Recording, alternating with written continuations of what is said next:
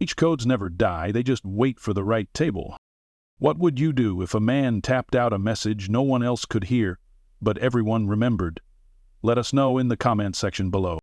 Brock Whitcomb didn't talk much, not since Fallujah. But when he walked into a place, people noticed. Not because he was loud or wore his service on his sleeve. He just carried a presence, the kind that made rooms straighten up without knowing why. The diner had a buzzing neon sign that hummed louder than the voices inside. Mid-to-noon lull. 1 server, 3 booths occupied. A bar lined with 5 stools. Ah, that's where he sat. Third one in from the left, back to the wall, facing the door, just like always. He placed his prosthetic foot carefully on the footrest. The steel of it made a faint thud on the rail. Every move Brock made had intention. The server, a young woman with bleached curls and bags under her eyes, handed him a menu without asking questions. He didn't open it. Meatloaf, black coffee, water, he said, his voice low and even. She nodded, disappearing behind the swinging doors of the kitchen. Outside, the rumble of twin V-twin engines cracked the air like thunder, cutting across the otherwise sleepy stillness. 5 bikes. Big. Black. Rust-eaten chrome and angry decals. They didn't roar in like kings, more like invaders. One man led them, chewing on a toothpick and looking like he hadn't slept since Reagan was in office. Troy Skinner, Vance, dismounted first. His boots hit the pavement with a sound that meant trouble. Sharp, careless, loud. He wasn't just the kind of guy who stared you down for sport. He was the kind of guy who didn't flinch at making you disappear. "You see that guy?"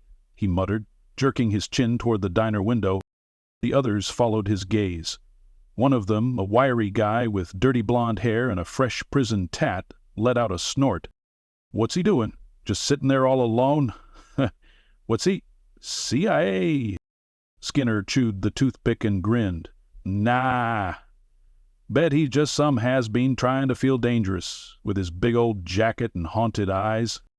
The door jingled as Skinner pushed in first. They didn't flood the place, just bled into it like smoke.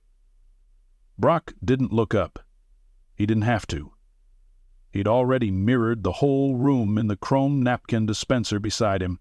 Every face, every twitch, every dumb power play. Skinner walked up to the stool next to Brock and leaned in. "Damn, buddy," he said loud enough for everyone to hear. "You know you look like somebody who used to matter." Brock kept sipping his coffee. It was black and cheap and comforting in the way hot asphalt feels under boots. "Didn't mean to interrupt your profound thoughts," Skinner continued mockingly. "You writing a memoir or something? Bet that leg's got a tragic story, huh?" The other bikers chuckled. One of them imitated a limp. The waitress froze behind the counter, unsure whether to step in or vanish entirely. That's when Brock moved. Not his head, not his shoulders, just his left hand, calloused and slow, like a ghost pulling itself forward. He tapped once on the Formica counter, then twice, then a pause, then 2 more taps. The pattern echoed across the surface like something sacred. Skinner blinked. What the hell's that? Morse code or some spooky secret handshake? Brock finally turned his head, not with challenge, but with a strange calmness. "It's a knock," he said. "Nothing you'd know." Outside, one of the bikers shifted in his seat, suddenly uneasy. He looked back at the bikes, then back at Brock, as if something old and buried had stirred beneath the concrete. Skinner leaned back and laughed. "Well, hell, you'll hear that. Man's got coded knocks. What next? A carrier pigeon?" Brock didn't respond, just tapped the code again. Same pattern, this time slower. In another booth, a man in his 60s with a navy cap lifted his head slowly. His eyes widened a fraction. He fumbled for his phone. 2 tables over, a middle-aged couple stiffened. The husband glanced at Brock, recognition forming like fog on glass. He pulled out his phone, too. Skinner's grin faltered. "What the hell are y'all looking at?" The waitress backed away quietly. Her hand reached under the counter, where a silent alarm used to be but wasn't connected anymore. She reached for her own phone instead. Brock finished his coffee, set the cup down. His voice was steady as stone. "You picked the wrong table." Skinner sneered. "Yeah? What are you going to do, stare me to death?" "No," Brock said. He reached into his jacket, not fast but firm, and laid a tarnished Marine Corps challenge coin on the counter. The man in the Navy cap stood, the couple in the booth stood, the trucker by the window, he stood too. Outside, the parking lot began to hum again, not from bikers, but from diesel engines, several of them, coming fast, and from the look Brock gave Skinner without ever raising his voice or his hand, it was clear he wasn't alone anymore. Skinner didn't know it yet, but the second Brock tapped out that code, the clock started ticking, and not in his favor. He laughed too loud to cover the way the diner had changed. The air itself felt different, thicker, as if it remembered something Skinner didn't. He turned to his crew, scoffing with that performative swagger men like him wrap themselves in, like a cheap coat. "You hear that? Some kind of Morse crap," he said, waving a hand. "What did he say next? Send the Avengers?" His men laughed, but it wasn't a full laugh. It trailed off early. One of them, the youngest, looked out the window. Nothing out there yet. Just heat-hazed blacktop and a gas station across the street. Brock shifted his weight slightly, a habit, kept the prosthetic relaxed, ready to move if he needed to. He wasn't looking for trouble, but if trouble found him, it was going to meet the version of him that hadn't completely left the Corps. He knew Skinner's type. Loud, entitled, never been punched by someone who meant it. Bikers who smelled like they wanted a fight but couldn't read the moment before it landed. But that didn't matter now.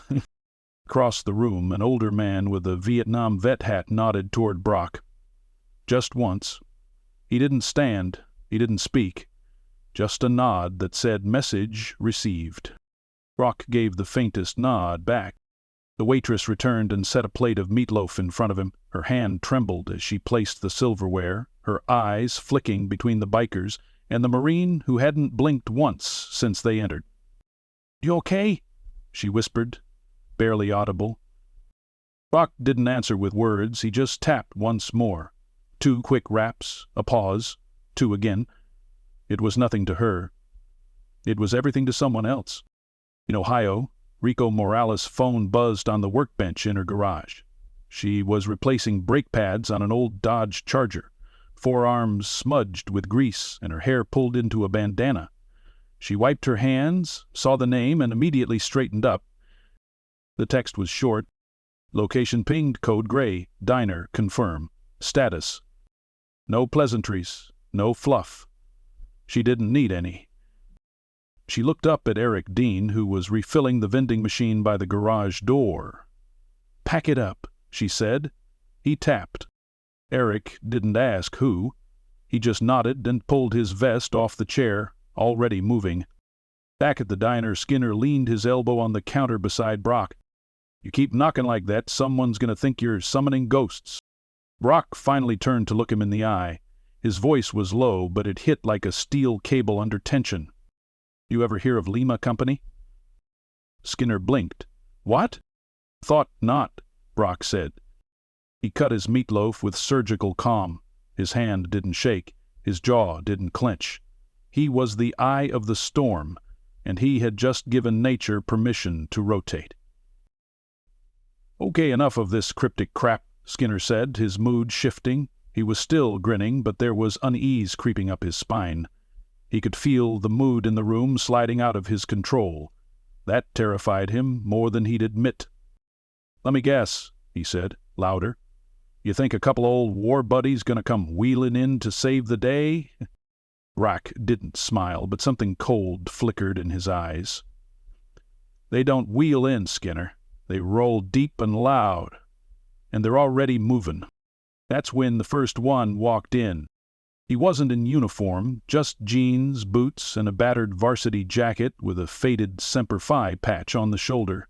He looked around, locked eyes with Brock, and gave a slight nod. sat at the far end of the diner, ordered coffee. 5 minutes later, another, younger, woman, tall, athletic, marine tattoo on her neck. She didn't look at anyone when she entered, just took a seat by the window, checked her phone once, waited. Skinner turned to his crew. "You guys see what's happening here?" The young one nodded. Yeah, I do." Skinner shoved him. "What's your problem?" The kid just stared at the floor. Another man came in, then another. They didn't come in together. They didn't speak, they just came. By the seventh one, Skinner finally stepped back from Brock. "Miss a setup?" "Nope," Brock said. "It's family." More headlights hit the diner window. Parked trucks, bikes that weren't Skinner's, a Jeep with a tow rig still crusted in mud. One by one, people started stepping inside. Some were men in ball caps. Some were women with eyes that had seen too much. Some walked with a limp, others with a cane. Every single one had that same look, the one that said, "We remember." Skinner's mouth opened, then closed. Brock stood slowly. "Not to fight, not to posture, is to leave." He nodded at the waitress and left a 20 on the counter beside the untouched meatloaf. As he walked toward the exit, he paused beside Skinner. "You got 2 minutes to clear out." Skinner's jaw tightened. "Or what?" Brock didn't even turn around. "Or we teach you how real men fight." Then he walked out the door. The convoy wasn't here yet, but it had crossed the line. Rico Morales hadn't floored the gas pedal like that since Kandahar. Her Harley tore through the Kentucky hills, tires gripping pavement with purpose, hair snapping in the wind beneath her helmet. A decade had passed since she rode like this, but the body never forgot. She didn't need to ask questions. Brock had tapped the code. That was all that mattered. Eric Dean followed behind her, his engine humming like a caged animal, the Marine Corps flag rippling from the back of his bike. Behind them, 3 pickups and a flatbed truck pulled by Big Ray's custom-built diesel roared forward in tight formation. It wasn't just about Brock. It was about the oath they took. The unspoken one. The kind you didn't retire from. In the lead vehicle, Jenny Tran adjusted the Bluetooth headset in her ear. "ETA to state line, 20 minutes, she said into the mic. "Radio silence after that." "Copy that," came Josh Whitaker's voice from the rear comms vehicle. "Eyes up. We don't come in hot unless it gets loud." Big Ray's laugh crackled through the channel. "You know me. I'm always quiet, unless I'm not." The signal went dark after that. Back in the diner, Skinner had gone quiet too, but it wasn't peace. It was calculation. He watched Brock walk out with a calmness that only made his blood boil. The other veterans who had entered after him hadn't said a word. They just sat, like guards waiting for a signal.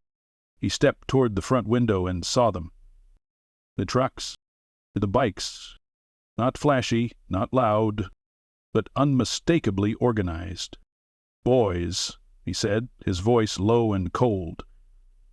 "We got company." The younger biker with the prison tat, the one who mocked the limp earlier, took a step back from the glass.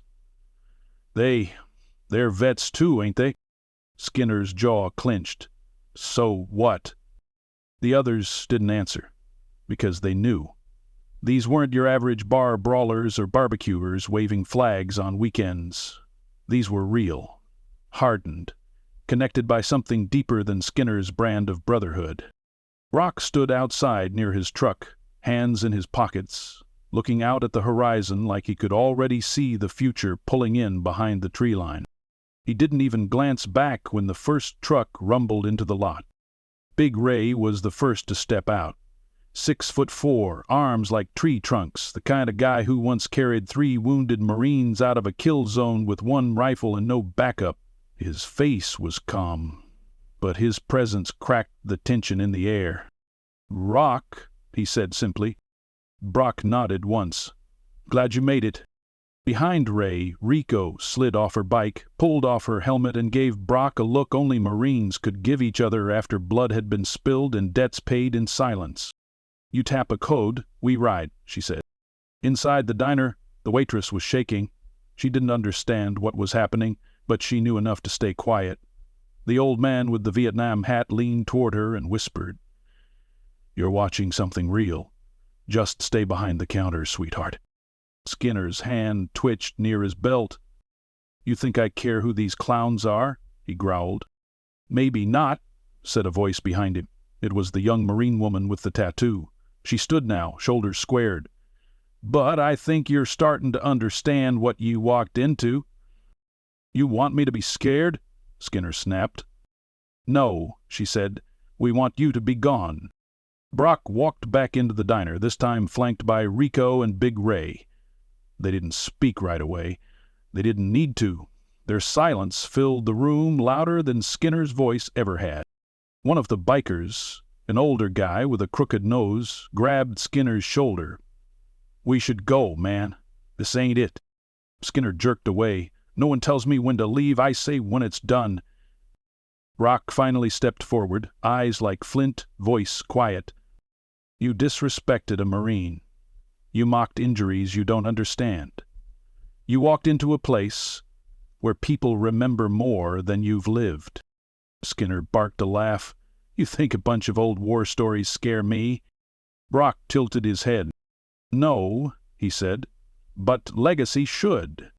He reached into his pocket and pulled out something small, a patch, faded and fraying at the edges. He laid it on the counter. The words were simple: "Lima Company, never forgotten." Skinner stared at it. His smirk faded.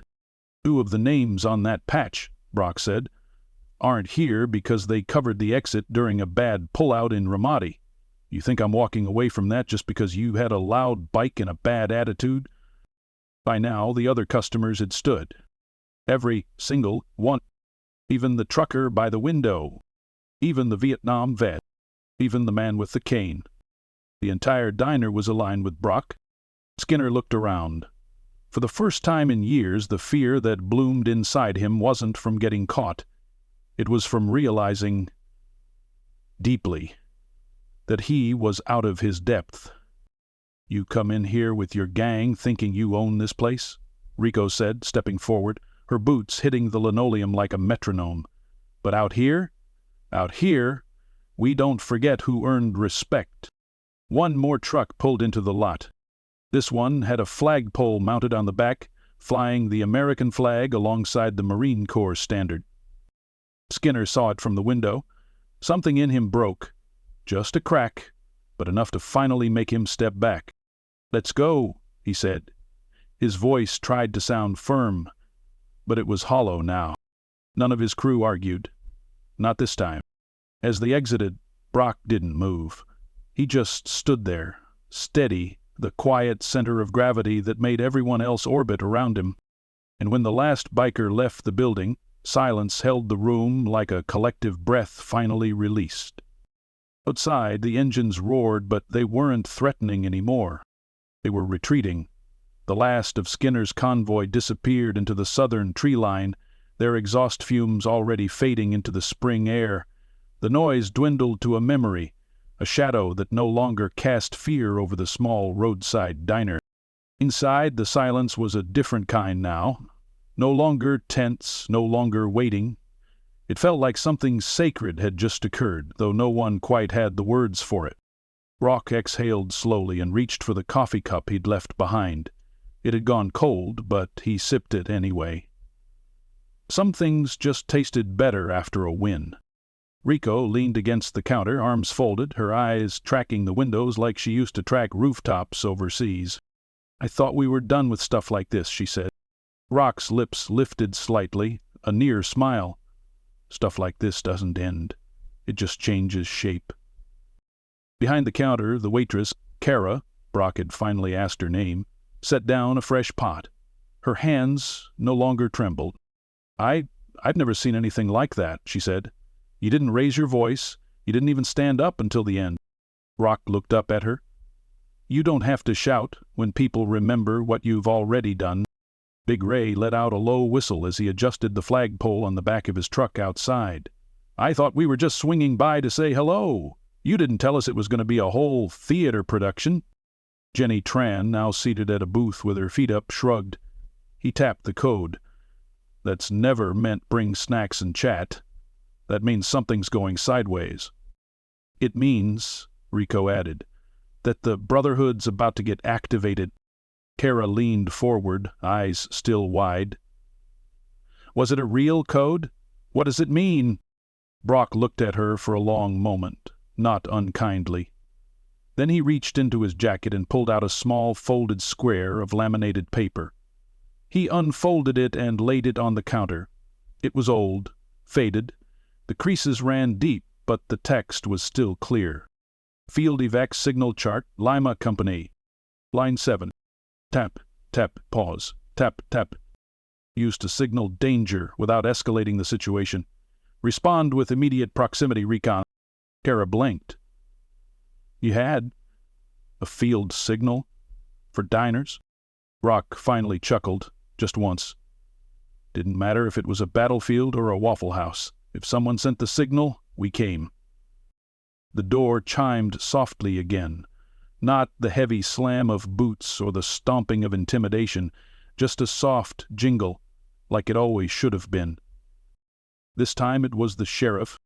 He looked around at the crowd, veterans in every corner, the townspeople who had quietly taken Brock's side, and the remaining whiff of a conflict that had just ended. Got a call there was a disturbance, he said, adjusting his belt. You're late, Rico muttered. The sheriff raised an eyebrow at her, then looked to Brock. Everything handled. Brock nodded. Handled, Sheriff. The sheriff eyed the gathered Marines, then the patch on the counter. He gave a slow nod. Good. Last thing this town needs is another YouTube video of some punks getting humbled by real heroes. Jenny smirked. Wouldn't be the first. Kara refilled everyone's coffee, moving now with purpose, even pride. She had seen something few civilians ever did. True presence. The kind that doesn't announce itself with threats, but shows up when the line's been crossed. And just outside, where the trucks and bikes had lined up in a row, townspeople had begun to gather. A few had seen the end of it from the gas station, some had seen it from their porches, and when they saw the convoy, the flags, the uniforms faded with age, but not memory, they knew something rare had taken place. Brock stepped out again as the convoy idled in the lot. A kid, maybe 12 years old, stood by the edge of the curb holding his father's hand. The boy had a small Marine Corps pin on his hoodie, slightly crooked. Are you guys like a team or something? He asked. Big Ray leaned down with a smile. Something like that, little man. The father gave Brock a nod. Respectful, not overdone. Thanks for what you did. A lot of folks around here have been afraid to speak up when those bikers came through. You didn't even say much, and somehow they listened. Brock looked down at the boy, then the man. That's what history does when you carry it the right way. Before anyone could say more, a truck horn let out one short blast. Josh's signal. Time to move out. Rico gave Brock a firm pat on the shoulder. You staying? Yeah, Brock said. Few things left to fix. She nodded, then turned toward her bike. As engines fired up and the convoy slowly pulled out, Kara came outside, holding a small to-go bag. Hey, she called after Rico. You forgot your sandwich. Rico raised an eyebrow. I didn't order anything. Kara grinned. No, but I made you one anyway. Rico accepted it with a grunt that might have been gratitude, then kicked her bike into gear. The sound of the engines, this time not threatening but powerful, faded into the distance as the convoy crossed the state line again, headed home, wherever that was now. Brock stood with his hands on his hips, watching them disappear. Not alone. Not anymore. He turned to go back inside, but not before giving the boy a small gift, a Marine challenge coin from his pocket. The boy held it like it was gold. Someday, Brock said, you'll know when to use it. He stepped back into the diner, where the light felt different now, where the air felt easier to breathe. Kara poured him another cup without asking, and the old man with the Vietnam hat gave a silent toast with his own mug. No sirens, no arrests, no brawls, Just a man with a code and a table, and a country that hadn't forgotten him after all.